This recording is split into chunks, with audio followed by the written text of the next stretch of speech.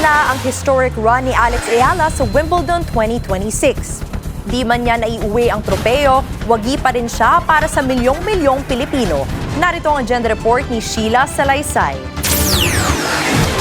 Maaaring hindi na ituloy ni Alex Ayala ang kanyang makasaysayang kampanya hanggang quarterfinals ng Wimbledon. Pero may mas malaking tagumpay siyang naiuwi, ang puso ng milyong-milyong Pilipino. Nagtipon-tipon ang mga taghanga sa PhilSports Arena sa Pasig City para sa libreng public watch party para sa laban ni Ayala kontra Jasmine Paolini ng Italy sa round of 16. Pinangunahan ng Philippine Sports Commission, MMDA at Philippine Tennis Association ang watch party para bigyang pagkakataon ang mga Pilipino na masaksihan ang panibagong makasaysayang yugto para sa Philippine tennis. Para kay PSC Chairman Patrick Gregorio, patunay ang naging paglalakbay ni Ayala na kayang maabot ang mga pangarap sa pamamagitan ng sipag, tiyaga at dedikasyon. There was a time they asked her kung hindi ka ba nagdalawang isip na iniwan mo yung pamilya mo?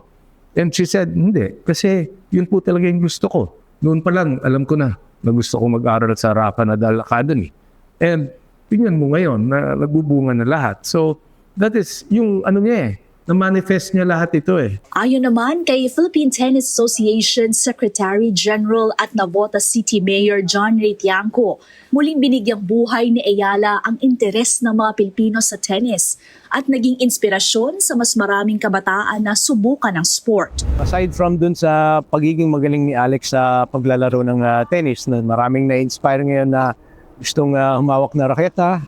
Maraming nanonood kahit hindi nakakaintindi ng tennis. So para sa amin sa Philippine Tennis Association, napakalaking bagay yan. Ramdam sa venue ang matinding suporta ng fans. Win or lose naman, talagang grabe na yung honor na nabigay niya sa country. So we never imagined na magkakaroon ng isang live viewing party for a tennis game. It's for a tennis game. It's really one for the books. This is the official chant that we're trying to establish for Philippine sports. Chant is whenever there's a national game, para talagang meron tayong isang chant whenever may laban ng Pilipinas. So, galing ay ilabas, galing ng Pilipinas. Isang fan din ang talagang nag-level up sa kanyang game day look. Kaya lang naman ako nagko-costume ng ganito. Gusto kong i-inspire din yung mga sports fans na kung kaya nating magbigay ng all-out na suporta sa mga national athletes natin, pwede rin natin gawin sa kasuotan yon. Bagamat nagtapos ang makasaysayang kampanya ni Ayala sa Wimbledon matapos ang dikitang 4-6, 6-4, 3-6 na pagkatalo kay Paolini sa center court.